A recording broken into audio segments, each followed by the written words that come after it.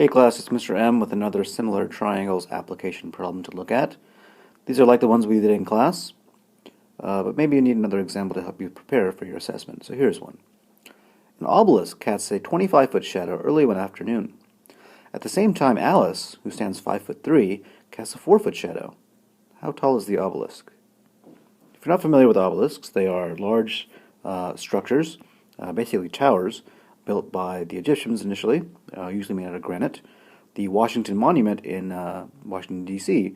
is an example of a modern-day obelisk. Alright, so try to imagine what a picture of this might look like, because in the assessment I will not give you a picture, you'll have to make it on your own. So imagine for a moment what it would look like, and maybe even sketch it out. And go ahead and pause the video to sketch it out if you need to. Alright, maybe you've paused it, maybe you've unpaused it now, and take a look at your sketch. Let's see what a sketch might look like. Here's the ground. Here's our obelisk. Not as pretty as the last one. And we know that the obelisk is casting a shadow, and that this shadow is 25 feet long. And at the same time, we have Alice here. Hello, Alice. And Alice is casting a 4-foot shadow. And we also know that Alice's height is 5 feet 3 inches. So obviously she's 5.3 feet. No, she's not. Very common mistake to mistaken inches for tenths of feet. Our imperial system of measurement is not base 10, it's out of 12 when it comes to measurement in feet and inches. So we have to convert 5'3" into entirely feet. So how do we do that? Well, 3 inches out of 12 inches in a foot total will give you 1/4, or 0.25. So really, Alice is 5 feet 3 inches, or to put it another way, 5¼ feet. So Alice's height here is 5.25 feet. Notice that all of our units are the exact same, so we're comparing the same measurement. And here we have the sun. Can't forget the sun, the source of all life on Earth. Energy, anyway. And the sun is what's causing these shadows. So the sun hits the top of the obelisk and creates this shadow. The sun hits the top of Alice and creates that shadow. An important fact from physics and from science class in general is that rays of the sun are parallel by the time they hit the Earth. The rays of the sun radiate out from the sun in all directions, but only a few of them hit the Earth, and when they do so, they're facing in the same direction, so they are parallel. So that means they create the exact same angle with the ground. So those angles will have to be the same. And those are corresponding angles, if you want to think of it that way. Likewise, let's assume, and this is a safe assumption for problems like these, that the obelisk is standing upright, and that our friend Alice is standing upright, and that's where her 5-foot measurement was made.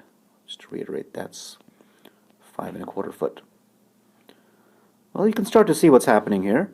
If you've seen the last video or some of the others, or if you've paid attention in class, you know that these two triangles are in fact similar. They don't just look alike, they are alike. They're the same shape, just different sizes. And we know that because of an idea called angle-angle similarity. We have the two 90s that match, we have the two angles at the ground that also match, so angle-angle similarity. So we know, therefore, there must be a proportion or a ratio which allows us to solve this problem. So now you want to match up matching parts. So let's look at the shadows, because they're on the ground. They're obviously going to go together. Alice's shadow is 4. Let me choose a brighter color here, even though I'm talking about shadows. I want you to be able to see it. All right, so Alice's shadow is 4 feet, and the obelisk shadow is 25 feet. They're all on the ground. So 4 is to 25.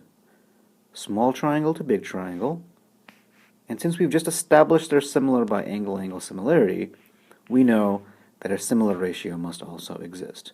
So the 4, which is on the numerator here, came from Alice. That's her shadow. So the numerator of the other fraction must also come from Alice. And that would be 5.25. And that's this value right here. And that's a vertical line, right? That's the vertical height of the person. And in fact, what we're looking for is the vertical height of the obelisk, which I'll call a value of x for an unknown value. So make sure you set up your proportion correctly in terms of similar parts of similar triangles, or corresponding parts of similar triangles, shadow to shadow, vertical to vertical, and make sure you're consistent. Small triangle to big triangle, and then the same the other way around. So consistency, that's the name of the game. So here all you gotta do now, once you have a proportion, a popular method for solving proportional problems, not the only method, but one method, is to cross multiply. So this will give you 4x, and this will give you 131.25, according to the calculator. Divide by 4, and you have 32.81 feet. So x would be 32.81 feet. Always check for these real-world problems, is this a reasonable answer? Well, take a look at Alice. Her shadow is shorter than she is. Remember, this problem takes place in the afternoon. Should make some sense. And so her height is a little bit taller than the shadow, longer than the shadow is, and the same is true for our obelisk. It's more than 25, but not a whole lot more. And there you have it, similar triangles to solve a real-world application problem. All right, hope this helped.